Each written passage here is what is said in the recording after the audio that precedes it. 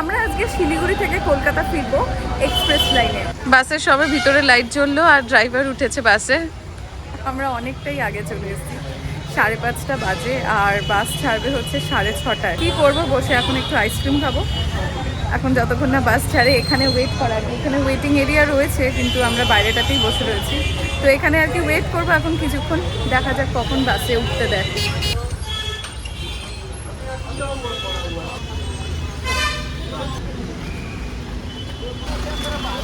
চলো তাহলে বাসে ওঠা যাক।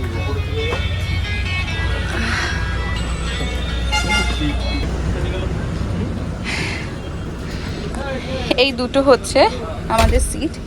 এইখানটায় চটিটা খুলে সাইডটা সরিয়ে রাখা যাবে করে। এবারে এখানটায় আরাম করে পা ছড়িয়ে বসে পড়ো। এইটা গাড়িটা দেখতে ভালো লাগলো। হ্যাঁ হ্যাঁ। আর এমনি আমাদের পরিচিত ছিল তো ডেস্ক ট্রাভেল। হ্যাঁ হ্যাঁ। উনি এবার এই গাড়িটা অ্যাডভাইস করছিলেন। আচ্ছা হ্যাঁ, এটা নতুন ওপেন হয়েছে, দেখা যাক কেমন। আজকে প্রথমবার উঠেছি। গ্রিন লাইন শ্যামলীতে উঠেছি আগে, এক্সপ্রেস লাইনে ওঠা হয়নি। এটা অনেক ভালো আছে।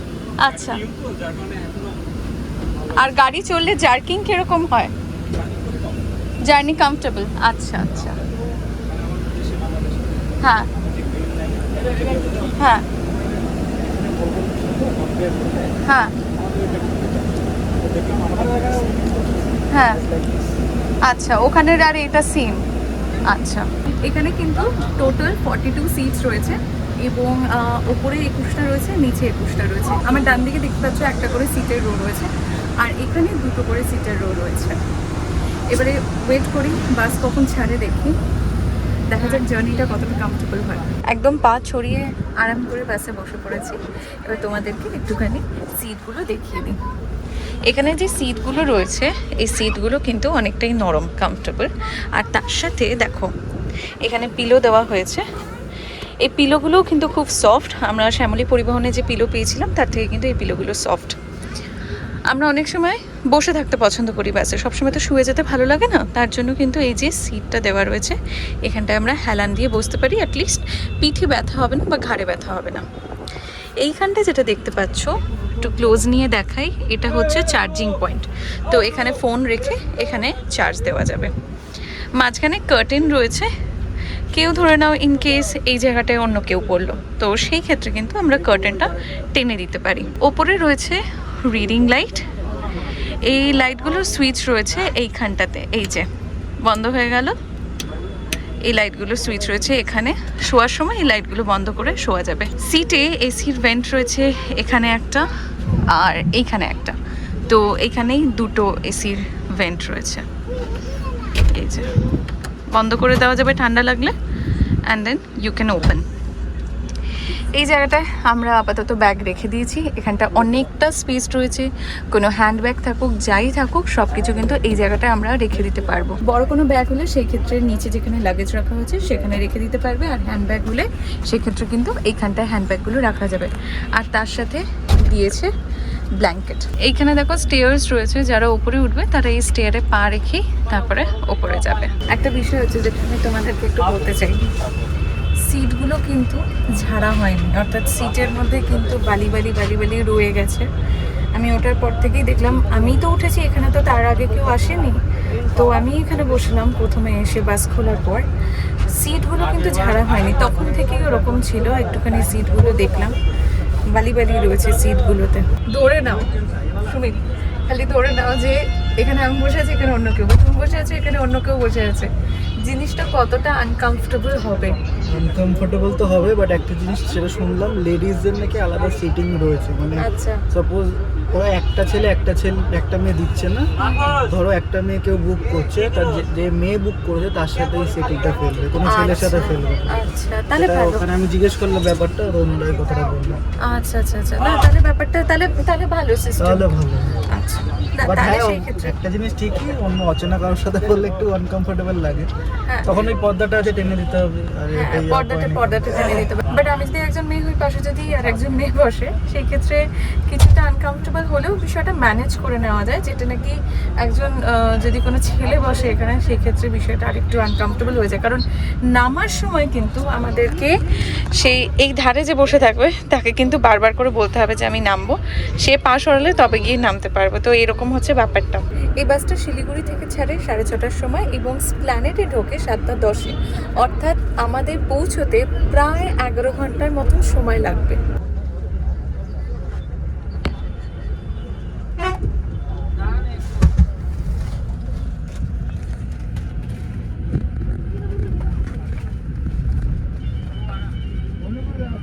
দুজনকেই কিন্তু দেখতে খুব বিধ্বস্ত লাগছে, কতটা রাস্তা জার্নি করে এসেছি ওপর থেকে। সকালবেলা সেই 11টার সময়, সকাল 11টায়, হ্যাঁ সকাল 11টায় আমরা বেরিয়েছি। আর তারপরে তো যখন আমরা নিচে নামলাম, উপরে তো প্রচণ্ড বৃষ্টি। তারপরে যত মানে আমরা উপর থেকে আস্তে আস্তে করে যখন বৃষ্টি পাচ্ছি, ভীষণ ঠান্ডা হাওয়া দিচ্ছে, ঠান্ডা লাগছে। তার জন্য আমি এক্সট্রা একটা জ্যাকেটও নিয়ে নিয়েছিলাম সাথে করে। আর যখন আমরা নিচে নামলাম, দুধিয়া যখন পৌঁছালাম, তখন কিন্তু খুবই গরম লাগছিল। হ্যাঁ, তো সেই অবস্থা, এখন এইরকম মুখ চোখের অবস্থা থাকাটা স্বাভাবিক, তাই না? আমরা কিন্তু এই বাসের অর্থাৎ এক্সপ্রেস লাইনের টিকিট বুক করেছি গোয়াই বিবো থেকে। কত করে পড়লো আমাদের? এমনি তো ওদের টিকিট 1500 করে, 1500 করে। যেহেতু নতুন সার্ভিস স্টার্ট করেছে তো 200 টাকা করে পার টিকিট ডিসকাউন্ট দিচ্ছিল, তো 1300 করে পড়েছে। আচ্ছা, তো নতুন বলে আমরা 1300 করে পার পার্সন টিকিট পড়েছে। মানে 1300 করে পার পার্সন মানে কিন্তু অনেকটাই। অনেক সবার জন্য কিন্তু এটা অ্যাফোর্ডেবল হবে না, তাই না? হ্যাঁ। 1300 টাকা এই টাইমে 1300 টাকা পড়ছে। পিক সিজনে কিন্তু সেটা আরেকটু বেড়েও যেতে পারে। লাস্ট ইয়ার কি এই এপ্রিল মাসে দেখছিলাম গ্রিন লাইন শ্যামলি ওদের টিকিট প্রাইস প্রায় 2500 3000 মানে হয়ে গেছে। ভাবো, মানে 2500 3000 টিকিট প্রাইস বাসে। তার মানে ভাবো একবার, মানে এসি ফার্স্ট ক্লাস এসে যাবে। সত্যি কথা, মানে অনেকটাই। Thank you.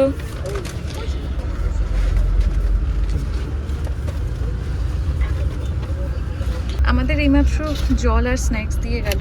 এটা জাস্ট বেকটেড থেকে দিয়েছে, দেখি কি কি দিয়েছে। একটা দিয়েছে মুগ ডাল, মানে ডালমুট দিয়েছে এখানে। আর এখানে এটা একটা কেক রয়েছে, কেক টাইপের সামথিং একটা রয়েছে এখানে। অ্যান্ড এখানে বিস্কিট দিয়েছে, একটা মিল্ক বিস্কিট। আর এইখানে দিয়েছে চটপটা ভেল, মানে এটা বোধহয় ঝালমুড়ির মতো কিছু একটা দিয়েছে। 1300 করে যেমন টিকিটের প্রাইস নিচ্ছে, সেরকম কিন্তু আমাদেরকে এসে জলের বোতল আর ভালো জায়গা থেকে কিন্তু স্ন্যাক্স দিয়ে গেছে। অন্যান্য বাসে আমি এখনো পর্যন্ত কিন্তু এই ব্যবস্থা দেখিনি। আমাদের অনেক সময় মনে হয় যে এতটা লম্বা রাস্তা যেতে যেতে সময়টা কি করে কাটবে, বা আমরা অনেক সময় কি করি বাসে ওঠার আগে, এটা আমিও আজকে ভাবছিলাম যে বাসে ওঠার আগে কিছু বিস্কিট বা একটু চানাচুর নিয়ে উঠি। মানে কি এতটা রাস্তা যেতে যেতে যাতে একটুখানি ফোনে কিছু দেখছি আর হয়তো একটু নোনতা কিছু খাচ্ছি বা স্ন্যাক্স কিছু খাচ্ছি, সময়টা কেটে যায়। তো ভালো আছে আজকে নিয়ে উঠিনি, তার কারণ আমি জানতাম না যে বাসে স্ন্যাক্স দেবে। ওঠার পরে আমি দেখলাম যে আমাদের স্ন্যাক্সটা দিল। এই বিষয়টা কিন্তু ভালো, মানে ভালো ব্যবস্থা।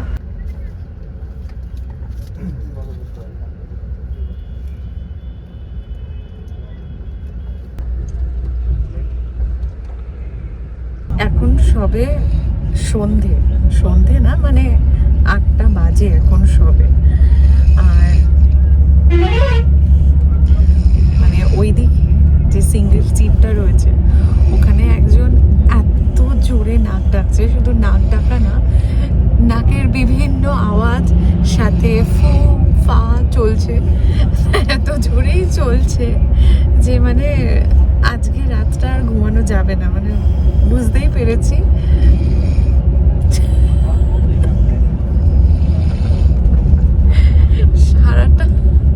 সারাটা দিন ধকল করে যদি রাতেও ঘুম না হয়, আবার কালকে গিয়ে কাজ, জানি না আমি রাতে ঘুমাতে পারবো কিনা, কারণ হেডফোনসও আনিনি আমি।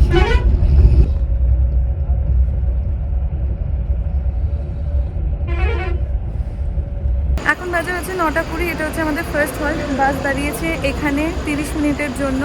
20 মিনিট বলেছে, 10 মিনিটস এক্সট্রা টাইম থাকে। পেছনে ওই যে পেছন দিকে ধাবা রয়েছে, ওখানে ওয়াশরুম রয়েছে, ওখানে কেউ যদি খেতে চায়, ডিনার করতে চায়, করতে পারবে। সেকেন্ড হল্ট বললাম, ফার্স্ট হল্ট বলিনি। কেন ফার্স্ট হল্টে আমার নেমে অবস্থা খুবই খারাপ হয়ে গিয়েছিল।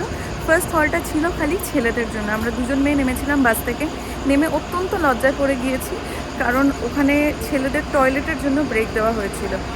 আমার মনে হয় যে এই ব্যবস্থাটা উভয় পক্ষের জন্য সমান করা উচিত, তার কারণ আফটারঅল আমরা সবাই মানুষ, তাই না? আর যদি ছেলেদের জন্য টয়লেট ব্রেক দেওয়া হয় ফার্স্ট হল্টে, যদি 5 মিনিটের জন্য বাস দাঁড়ায়, তাহলে এমন একটা জায়গায় দাঁড়ানো উচিত যেখানে অ্যাটলিস্ট মেয়েরাও ওয়াশরুম ইউজ করতে পারে। সেটা কিন্তু করা হয়নি। যাই হোক, চলো এখন তাড়াতাড়ি খেতে যাওয়া যাক, নয়তো দেরি হয়ে যাবে।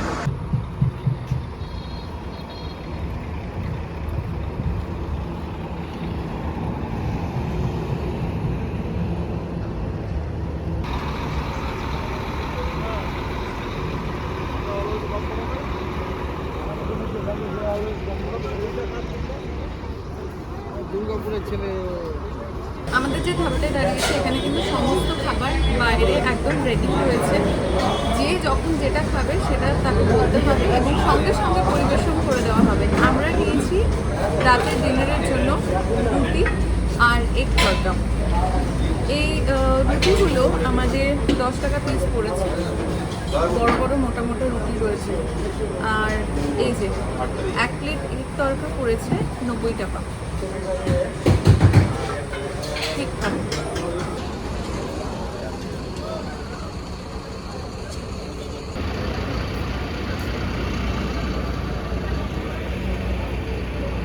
খেয়ে বাসে উঠলাম।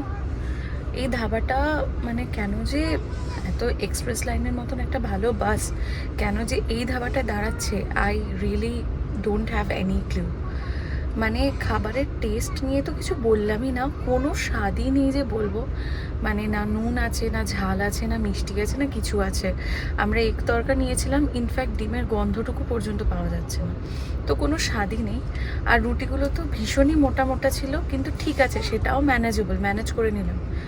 ওয়াশরুমে যাওয়ার যোগ্য একদমই না, মানে খালি যেতে হবে বলে যাওয়া, একদমই যাওয়ার যোগ্য না। ভীষণই নোংরা, একদমই মেনটেন হয় না। তার মধ্যে বড় বড় আরশোলা ভর্তি এদিক ওদিক, তার মধ্যে লাইট নেই। কেন যে এই ধাবাটায় দাঁড়িয়েছে, শুধু এক্সপ্রেস লাইন বলে না, এখানে কিন্তু দেখলাম যে শ্যামলী, রুবি, লোকনাথ এরকম ধরনের পরিবহনগুলোও দাঁড়াচ্ছে। কিন্তু মানে আমি সত্যি জানি না যে কেন দাঁড়াচ্ছে, কারণ আমরা গতবার যখন গ্রিন লাইনে বাড়ি ফিরেছিলাম, এত সুন্দর একটা জায়গায় দাঁড়িয়েছিল, যেমন ওয়াশরুম পরিষ্কার ছিল, তেমন ধাবাটা একদম ক্লিন এবং ওয়েল মেনটেইন ছিল। ইনফ্যাক্ট আমরা যখন মন্দারমণিতেও গেছি শ্যামলী করে, তখনও দেখেছি ওরা কিন্তু ভালো ভালো জায়গায় দাঁড়ায়। কিন্তু এইবারে যে কেন এরকম ধাবা ওরা চুজ করলো, মানে সত্যি মানে আমি সত্যি জানি না এই বিষয়টা কেন হলো। আমার মনে হয় এটা মানে সত্তর চেঞ্জ করা দরকার।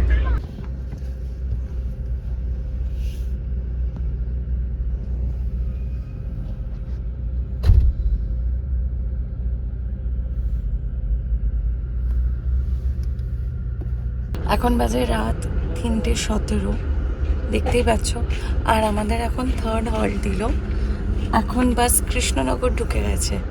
আমি তো ভেবেছিলাম যে এরপরে আর হল্ট হয়তো দেবে না, কিন্তু দেখলাম যে সেকেন্ড হল্টের পর থার্ড হল্ট দিয়েছে। এখানে বাস 10 মিনিট দাঁড়াবে। চোখগুলো একদম ফুলে গেছে, ভীষণভাবে চোখ লেগে গেছিলো। প্রথমবার কোনো বাসে আমি একটু হলেও শুয়েছি। এই বাসে শোয়ার প্রথম রিজনটা হচ্ছে বালিশটা অনেকটাই কমফোর্টেবল, যার জন্য শুতে পেরেছি। এবং জায়গাটাও খুব কমফোর্টেবল, যেটা আমি তোমাদের বলছিলাম যে সত্যিই খুব কমফোর্টেবল। সাথে যে ব্ল্যাঙ্কেটটা দিয়েছে, it was a much needed thing, because সত্যি একটু পরে গিয়ে কিন্তু ঠান্ডা লাগে। এসি অফ করে দিলেও কিন্তু মাঝে মধ্যে ঠান্ডা লাগে, তো যার জন্য ব্ল্যাঙ্কেটটা সত্যিই খুব কাজে আসবে।